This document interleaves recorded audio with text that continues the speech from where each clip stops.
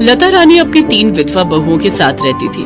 उसकी सबसे बड़ी बहू सपना, मंझली बहू प्रज्ञा और सबसे छोटी बहू चांदनी थी। एक बार जब लता रानी के तीनों बेटे मीटिंग अटेंड करने फ्लाइट से दूसरे शहर जा रहे होते हैं, तभी एरोप्लेन क्रैश होने के कारण उन तीनों की मौत हो जाती है और उसकी तीनों बहुएं एक साथ विधवा हो जाती हैं। वो अपनी तीनों बहुओं पर बड़ा ही अत्याचार करती है क्योंकि वो उन तीनों को मनहूस मानती थी, जिनकी मनहूसियत की वजह से उसके तीनों बेटे खत्म हो गए।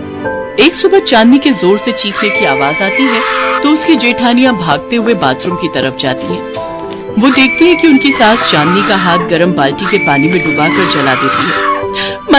माँ जी छोड़ दीजिए इसे, ये आप क्या कर रही हैं? इस मनहूस को ये नहीं पता था कि मुझे नहाने के लिए कितना गर्म पानी चाहिए। आज सबक सिखाया तो अब ये जिंदगी भर नहीं भूलेगी। इस महारानी ने खूब गर्म पानी कर दिया था। अब इसके साथ तुम सबको भी पता चल जाएगा कि ज्यादा गर्म पानी करने का अंजाम ये होता है। लेकिन माँ जी ये तो गलत है ना, बेचारी चांदनी को कितना दर्द हो रहा होगा और आखिर उसने गर्म पानी कर भी दिया तो आप उसमें ठंडा पानी मिलाकर उसको नॉर्मल कर लेती ना। अच्छा, तो अब तू उसकी तरफदारी करेगी और मुझे ज्ञान देगी? माफ करना माँ जी अगर हमने कुछ ज्यादा ही बोल दिया हो, लेकिन आखिरकार हम भी तो आपकी बेटियों जैसी हैं। भले ही भगवान ने हमें आपकी बहुओं के रूप में भेजा है, लेकिन आखिरकार एक माँ अपने बच्चों के साथ ऐसा कैसे कर सकती है? एक बात तुम तीनों की तीनों कान खोलकर सुन लो। मेरे सिर्फ 3 बेटे थे और अब वो तीनों इस दुनिया में नहीं हैं। उन तीनों के अलावा मेरी कोई औलाद नहीं है, समझी तुम? आई बड़ी मेरी बेटी बनने। तुम तीनों मनहूसों की शादी जब से मेरे बेटों के साथ हुई थी, तब से उनकी जिंदगी में कुछ न कुछ बुरा हो ही रहा था।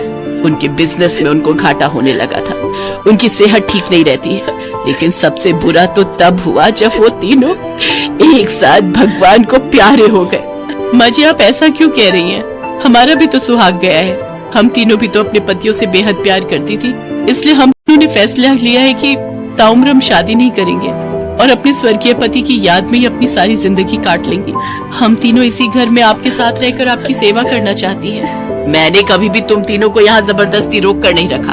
अगर तुम तीनों यहाँ रहना चाहती हो तो रहो, नहीं तो अपने अपने मायके जा सकती हो। और अगर मेरे घर में रहना है तो मेरे मुताबिक ही चलना होगा और मेरा अत्याचार भी सहना होगा।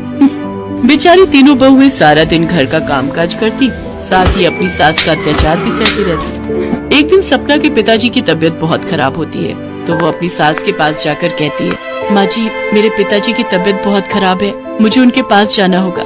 अगर तेरा बूढ़ा बाप बीमार है तो मैं क्या करूँ? अगर तेरे कदम इस घर से बाहर निकले तो इस घर के दरवाजे तेरे लिए हमेशा हमेशा के लिए बंद हो जाएंगे। अगर तुझे अपने माँ बाप से रिश्ता रखना है तो रख ले, फिर तेरा इस घर से कोई रिश्ता नहीं रहेगा। माँ जी मेरे साथ ऐसा मत कीजिए, मैं 1-2 घंटे भी उन्हें देखकर आ जाऊंगी। 2 घंटे तो बहुत दूर की बात है।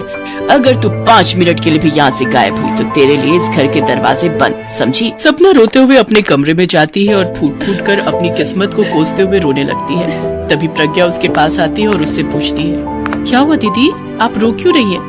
प्रज्ञा देखना, मेरे पिताजी की तबीयत बहुत खराब है, लेकिन बात यह है कि मुझे उनसे मिलने जाने देने के लिए मना कर रही है। अच्छा तो ये बात है दीदी, आप चिंता मत करो, मैं कुछ सोचती हूँ।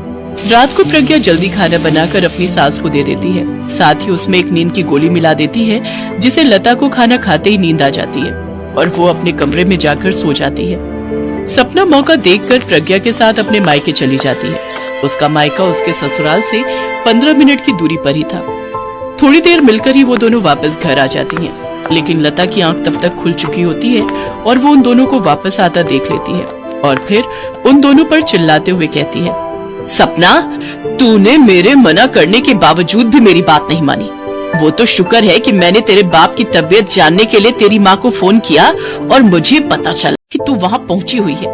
मैं जानती हूँ माँ जी कि मैंने आपकी आज्ञा का पालन नहीं किया और आपके मना करने के बाद भी अपने पिताजी को देखने गई, लेकिन मैं क्या करती माँ जी, एक बेटी का दिल अपने बीमार पिता को देखने के लिए तरस रहा था और मैं खुद को नहीं रोक पाई। अब मुझे तुम्हारे कोई बहाने नहीं सुनने, अभी के अभी तुम मेरे घर से निकल जाओ। तभी वहाँ चांदनी भी आ जाती है और सपना की तरफदारी करते हुए चांदनी और प्रज्ञा लता रानी से कहती है, माँ जी अगर दीदी इस घर से जाएगी तो मैं भी इस घर में नहीं रहूंगी। माँ जी हमने आपको बहुत प्यार और सम्मान देने की कोशिश की, लेकिन लगता है कि हमारी कोशिश कभी कामयाब नहीं होगी। दीदी बिल्कुल सही कह रही है, आप हमें अपने परिवार का हिस्सा नहीं समझती और न ही हमें अपनी बहू मानती है। इसके बावजूद हम तीनों आपको खुश करने की हर कोशिश करती रही, लेकिन उसके बदले में हमें क्या मिलता है आपसे? अगर तुम तीनों को इतनी ही तकलीफ है तो चली जाओ यहाँ से। तुम तीनों यहाँ रह भी अपनी मर्जी से ही रही थी, और अगर जाना भी चाहती हो तो अपनी मर्जी से जाओ। मैं तुम तीनों को नहीं रोकूंगी, और अगर मेरे घर में रहना है तो मेरा अत्याचार तो तुम्हें सहना ही पड़ेगा। तीनों बहुएं एक साथ वो घर छोड़कर अपने अपने मायके चली जाती हैं। ऐसे ही कुछ दिन बीत जाते हैं।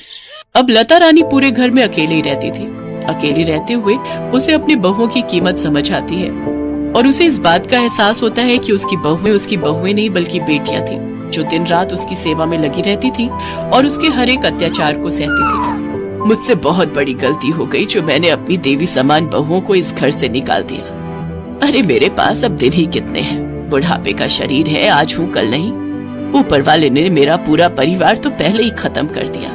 अब जो कुछ भी थी वो मेरी बहुएं ही थी। कम से कम मेरा ख्याल रखती थी, समय पर खाना देती थी। मेरे हर अत्याचार को सहने के बावजूद भी मुझे अपनी माँ ही मानती थी। मैंने जो किया वो बहुत गलत किया। अब मुझे अपनी गलती का एहसास हो गया है। मैं अपनी तीनों बहुओं को आज ही घर वापस लेने जाऊंगी। इसके बाद लता रानी उन तीनों के मायके जाती है और उन तीनों को वापस अपने घर ले आती है। उस दिन के बाद से लता रानी का व्यवहार अपनी तीनों बहुओं के लिए बदल जाता है। फिर वो सभी हंसी खुशी मिलकर एक साथ रहती है और अपने जीवन में आगे बढ़ती है।